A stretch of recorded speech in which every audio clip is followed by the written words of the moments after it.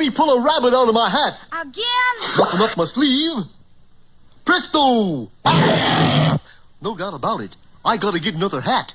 Now here's something we hope you'll really like.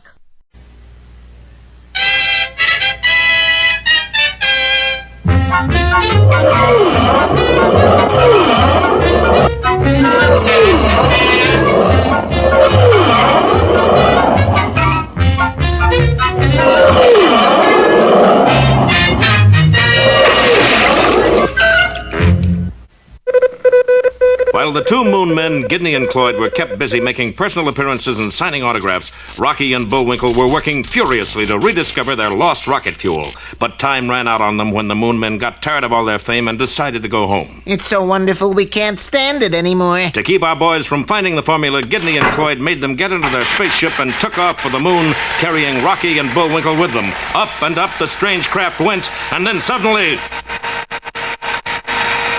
Cloyd, what is it? I don't know. I'll check the fuel indicator. Is it empty?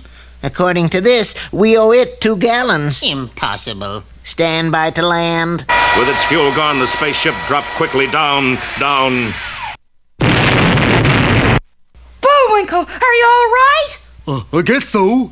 Is this the floor where we get off? It sure is. Come on. One moment. You can't scare us with that anymore. If we can't get to the moon, neither can you. You know they're right, Cloyd. You mean we're stuck here? Looks like. I might as well be Scrooched. Wait a minute.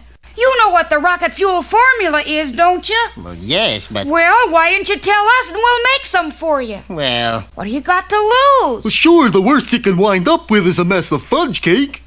All right, but I certainly wish I knew what happened to our fuel. Well, if Gidney had happened to glance outside, he would have found out right away. For 2 familiar figures were scurrying off, carrying between them the fuel tank which they had removed from the Moon Men's ship. Well, Boris, we have done it again. I certainly have. We still don't have the formula. Who needs it? We got tank of the fuel itself. Now let's check timetable to see what time leaves next submarine. Meanwhile, back in the disabled spaceship, Rocky had just finished reading the formula for the rocket fuel. Well, we can get all the ingredients, I think, except this one. What's that? Mooseberry juice. Mooseberry juice. Heck, that's easy. Oh, not as easy as all that. There's only one place in your whole country where it grows. Where's that? Near a little town called Frostbite Falls. Frostbite Falls! You know it? Know it? It's our hometown. Yup, right here in Minnesota. Bullwinkle, that's Florida. Well, if they're gonna keep adding states all the time, they can't expect me to keep up. Minnesota's up here. Where's Frostbite Falls? I don't see it. What's the population? 23? Here, better use this microscope. And while Bullwinkle searched for the location of the country's only mooseberry patch, Boris and Natasha were sitting in a rowboat a couple of miles offshore. Keep your eyes open, Natasha. The submarine should be surfacing any minute. But, darling, how can I see in all this fog? You should have eyes like mine, Natasha. They don't miss one teensy-tiny little thing. Big things, yes, but little things, no. All right, you two, get below. It's all yours. You're not coming? You're leaving, he's leaving, I'm staying. Somebody's got to mind the store. And so the 2 spies carefully stowed the explosive rocket fuel and headed the midget submarine across the ocean toward its sinister destination. While our friends were still figuring out how to get to Frostbite Falls, be sure to see our next episode, A Creep in the Deep, or Will Success Spoil Boris Badenov?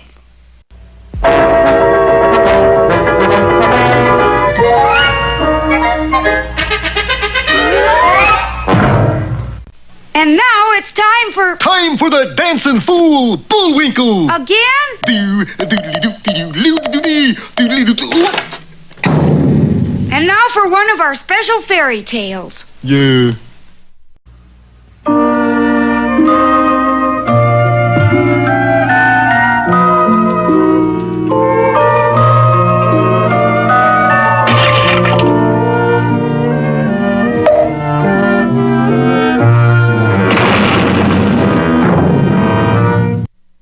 Once upon a time, there was a shabby little fisherman. Shabby, but neat. He lived with his shabby but neat wife on a shabby but neat houseboat in the bay. Every morning the fisherman kissed his wife goodbye and set out for the sea. One morning, when he was fishing near some odd-looking rocks, he felt a furious tugging on his net. When he pulled it in, he could hardly believe his eyes. He had caught a mermaid, an honest-to-goodness live mermaid. Oh, joy. What's so funny, fisherman? Young lady, you're going to make my fortune. People will pay anything to see a real live mermaid. But if you take me away from the sea, I'll die of a broken heart. Are you sure? It's the usual thing. Oh, dear, that would never do. And the fisherman cut his net and freed the mermaid. Fisherman? What's the matter? You catch your fins in the net? No, I've come to repay your kindness. Oh, that's all right. I promise to grant you any wish you may ask of me. Well, I sure do wish this net was mended. I'll do more than that. Hey! And suddenly, the fisherman was holding a beautiful brand new net. It's true. Oh, wait till I tell Honey Bun. That night, the fisherman told his wife all that had happened. Why, I can hardly believe it. Say, Turtle Dove, why don't you ask me something? Oh, I don't know. Go on. Well, I could use a new apron. And so, the next day, at the rocks, Mermaid, mermaid in the sea, will you grant a wish to me? Little poem I just made up. What is your wish? Well, my wife would like a new apron. I'll do more than that. Go, she has her wish. when the fisherman arrived home, there stood his wife in a golden gown sprinkled with diamonds. Oh, it's everything I've ever wanted. But the next day the fisherman noticed that his wife seemed moody and discontented. I feel so silly dressing up in a golden gown to do dishes in a houseboat. It's a nice houseboat, It's shabby. but neat. I don't care. You must ask the mermaid for a better boat. I don't think... But I do. Ask her for a boat. A big boat. So the fisherman returned to the rocks and requested a bigger boat for his wife. I'll do more than that. Go, she has her wish. When the fisherman returned home, he couldn't believe his eyes. In place of the houseboat rode an enormous yacht with diamond-studded smokestacks, ruby-encrusted portholes, a sterling silver anchor chain, and on the bow, a twice life-size figurehead of his wife. Well, she ought to be happy now. Milady instructs me to dress you for dinner. But I'm already dressed. This way, sir. Oh, isn't this just delightful? You're as rich as a queen. But if I could be as rich as a queen, why can't I be a queen? Oh, come on now. Go ask the mermaid. But I can't. Of course you can. Jeeves. Yes, milady. And the fisherman suddenly found himself on his way.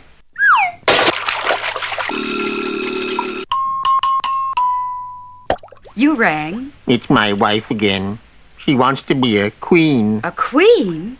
Silly, isn't it? I'll do more than that. Go, she has her wish. Well, this time, when the fisherman returned, the yacht was gone, and in its place was a solid gold royal barge. On the shore, he could see a fabulous palace.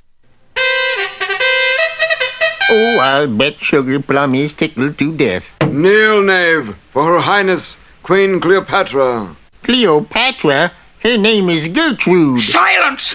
I have another wish. Oh, no. If I can be a queen of the earth, why not queen of the universe? Tell the mermaid I want to be a goddess. No, I'm not going to...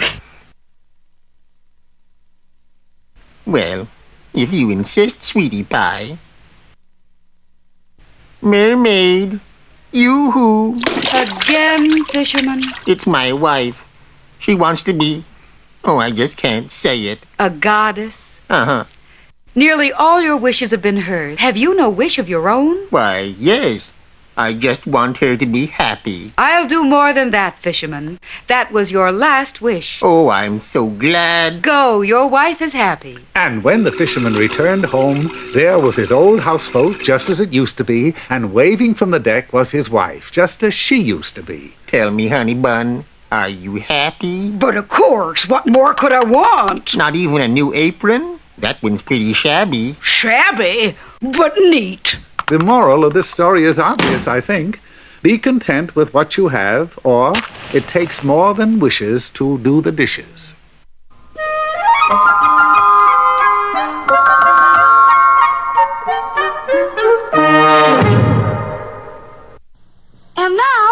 Rocky, watch me pull a rabbit out of my hat. Again? Nothing up my sleeve. Presto! Wrong hat. I take a 7.5. Now here's something we hope you'll really like.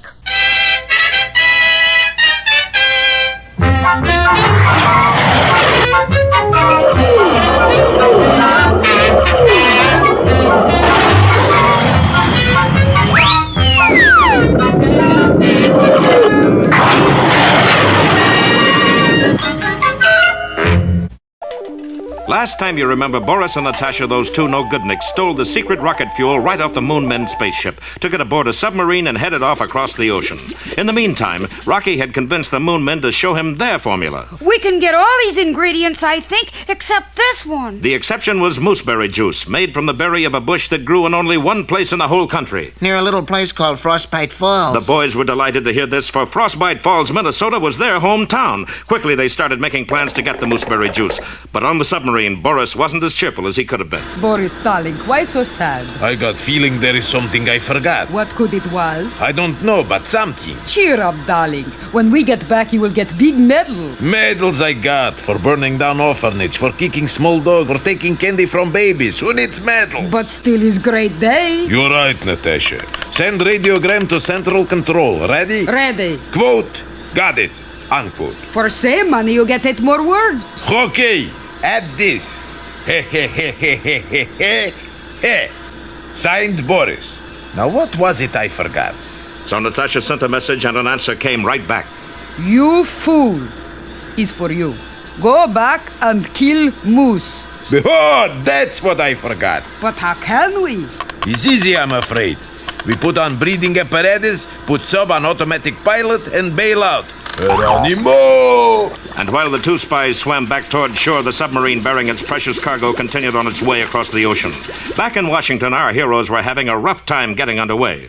I'm sorry, sir, but we have no flights to Frostbite Falls, if there is such a place. Oh, yes, we had a train to Frostbite Falls, but they took the tracks up in 1903. We can't help you. The only road into Frostbite Falls is just a cow path. What are we going to do? Time is too important. I know. We'll rent a private plane. Come on, Bullwinkle. We're going to the airport. And in a little while, our boys were talking to the owner of a flying service. Here, let's see, that'll run you just about $1,000. $1,000 just to get to Frostbite Falls? You could buy the place for $8 cash. Gee, Bullwinkle, what we need is a good cut-rate pilot. Gentlemen, allow me to introduce myself. Ace Rickenboris at your service. Mein card. Ace Rickenboris, by air, anywhere. Fly now, pray later. Is misprint. Haven't I seen your face somewhere before? Of course you have. He's on every $3 bill the government makes. I've never seen a $3 bill. Boy, it's my fault you're poor? Come on, do you want to go or not? How much will it cost to take us to Frostbite Falls? You want round trip? Got any square ones? Round trip costs, how much you got? Well, altogether, about 85 cents. Yeah, you lucky kid. Today only special price, 85 cents. Swell! Ready, Bullwinkle? The sooner the quicker. Then let's go. Oh, Miss Callahan. You called Ace. Who's she? The stewardess, I guess. Okay, all aboard for Frostbite Falls. Please, fasten your seat belts. Well, the wily Boris had done it again. For although our heroes didn't know it, they were only one-way belts, and they were now locked in their seats. Don't miss our next exciting episode, Ace is Wild or the Flying Casket. And now for the uninformed, here's the biggest informer of them all, Mr. Know-It-All. Greetings, brain builder-uppers. Today's subject is swimming can be fun and wet. Now, in order to swim, one must have a pool, and in order to have a pool, one must have a hole. One here. After lining the hole with cement, fill it with H2O's, which is soft water. We are now ready for our fun. There are many ways of entering the pool, but the best way is via the diving board. Of course, it does help if you put the board over the pool. Once in the water, there are many things you can do, like swimming. Now, for all you neophytes, those are swimmers made out of rubber, it is a good idea to start with the dog paddle. Yeah. Chewed the paddle up a little, didn't you? The second most widely used stroke is the butterfly. Before entering the water, wave the arms like a butterfly and... What do you know? An antlered fire-winged goofus. Put me down! A talking antlered fire-winged goofus. Oh, well. Even if you can't swim, just get yourself an old inner tube, put it around your middle, and jump in. Thank you, Mr. Know-It-all. Mr. Know-It-all. And now... Hey, Rocky, watch me pull a rabbit out of my hat. See? Nothing up my sleeve. Presto! Wrong hat. And now it's time to meet Mr. Peabody.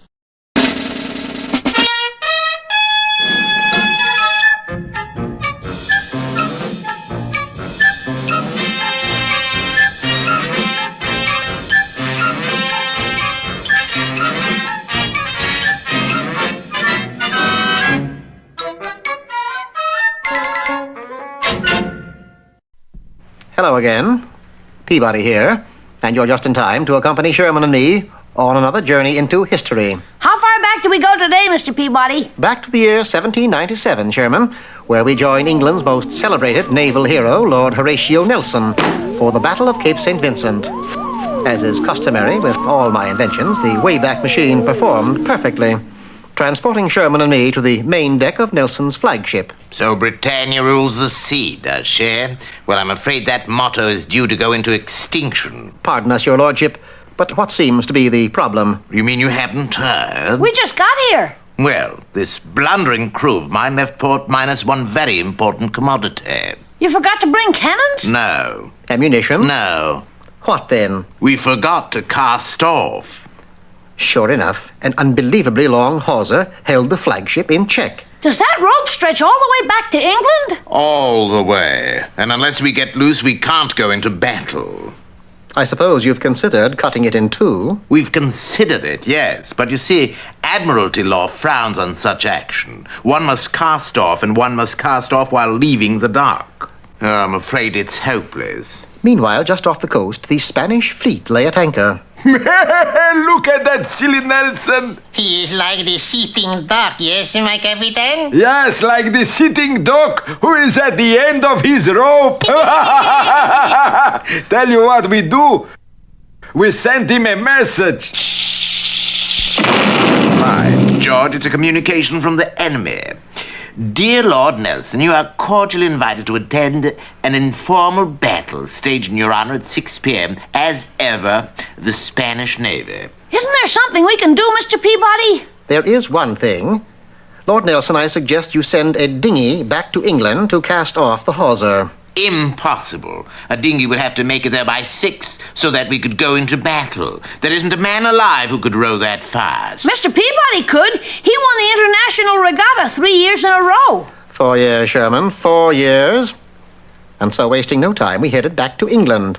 Unfortunately, upon arrival, we found the dock heavily guarded. Nelson should know better than to leave port without casting off. It just isn't done. I'll have him broken for this. Yes. Now, remember, no one is to touch that hawser. No one, understand? Uh-oh. Now what, Mr. Peabody? This calls for subterfuge, Sherman. Pure, unadulterated subterfuge. Alt. Who goes there? Stand aside. It is I, the head of the RRI. Oh. Now, off a mo. I never heard of no RRI. What's it stand for? Royal Rope Inspectors. It's our job to inspect rope. Like this one here. Oh, now take your hands off that there hawser. It's almost 6, Mr. Peabody. We've got to hurry. I said take your hands off that hawser. That's Navy property, that is. Look at this. Intestinal calcification of the fibre. What's that? Sounds horrible. Never fear. England will care for your survivors. My what? Survivors. You see, unless we get rid of this rope, you are going to become infected and... Well, get rid of the ratty thing. And get rid of it we did. Just as Big Ben told 6. Of course, the rest is history. Nelson succeeded in sinking the Spanish fleet. Oh, so Nelson was like the sitting duck, eh? I think we made a boo-boo, yes, my captain? Yes, we made a boo-boo by joining the Navy instead of the Army. Come on, push me into shore. Later that evening, we returned Nelson's dinghy. England owes you much, my friends. Goodbye and good luck. Well, Sherman, shall we go? Well, I guess so, Mr. Peabody, but I sure am disappointed. Why is that? I never did find out why Lord Nelson wears an eye patch. However, it wasn't a total loss. Sherman did discover something about wrestling. For there, on the poop deck, someone was giving an exhibition. It was Lord Nelson's half-brother. That, of course, is how the term half-Nelson came to be.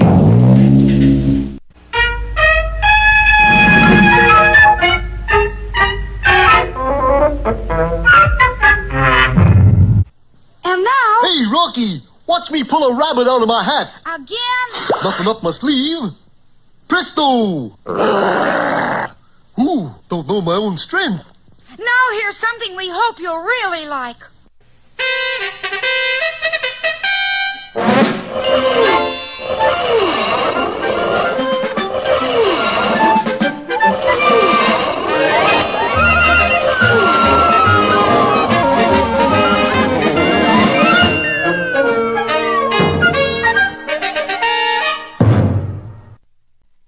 In their search for Minnesota mooseberries, a vital ingredient of their lost rocket fuel, our heroes left the Moonmen and headed back to Frostbite Falls. They decided to fly and hired a pilot named Ace Rickenboris, who bore a frightening resemblance to Boris Badenov, the notorious spy.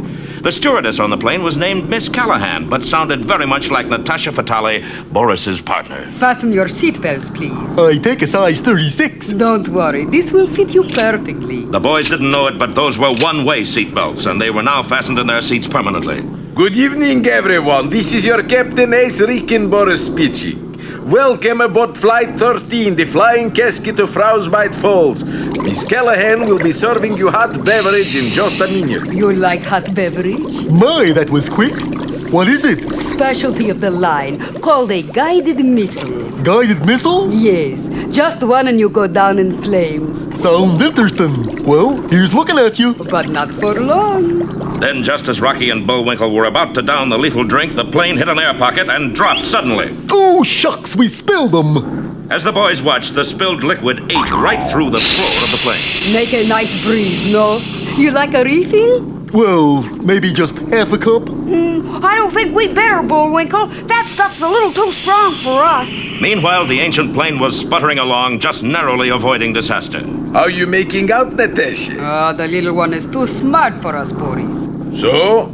Then we jump out and leave him strapped in chair. We'll see how good he is at backseat driving. In the meantime, the submarine carrying a tank of high explosive fuel stolen by the spies drew nearer and nearer to its destination, a foreign port. Its progress controlled on a radar scope by two mysterious figures. It is exactly on the beam, Gordy. You said it. What heading? 217 degrees. You sure of these figures? Certainly. That's odd. What? I get 216 degrees. What's the matter? You never made mistake? X-ray! Foreign port disappears in mystery blast! As a result of the explosion, an urgent message flashed on the air. Calling Boris Badenov. Calling Boris Badenov. Come in, Boris. The coast is clear. Unaware that their plan to steal the secret fuel had backfired, the two spies were hastening to do away with Rocky and Bullwinkle by sabotaging the airplane. You drained gas tank, Natasha? Check. Threw out extra parachutes? Check. You want me to smash instruments? No. Let me. I like to. Oh, I'm just wild about Boris cha-cha-cha. You go ahead, Natasha. I'll catch up with you in a minute. And Natasha leaped out of the plane. Back in the cabin, Bullwinkle was admiring the view when suddenly... Hello there, nice to see ya. Who are you talking to, Bullwinkle? Our stewardess. She just went by in a parachute and... Parachute? Well, something must be wrong. Here, help me out of my seatbelt. I'm stuck. So am I. Ain't that the darndest luck, though? Luck nothing. I think we've been sabotaged. Meanwhile, in the pilot's compartment, Boris was putting the finishing touches on his job of destruction. He threw out the steering wheel and prepared to jump. I hate to leave a place that holds such pleasant memories. And just then, as our boys struggled with their one-way seatbelts, all three engines conked out. Be sure to see our next exciting episode, The Backseat Divers or MASH Landing.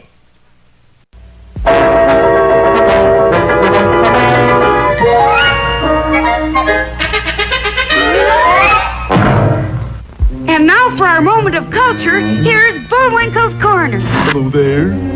The name of today's poem is, Where Go the Boats? Dark brown is the river, golden is the sand. It flows along forever with trees on either hand. Green leaves a-floating, castles on the foam. Boats of mine a-boating, where will all come home? On goes the river, down past the mill. Away down the valley, away down the hill. Green leaves a-floating, castles of the foam. Boats of mine a-boating, where will all come home? Away down the river, 100 miles or more. Other little children shall bring my boats ashore. Out goes the bad air, in comes the good. Green leaves a-floating, castles on the foam. Boats of mine a-boating, where will all come home?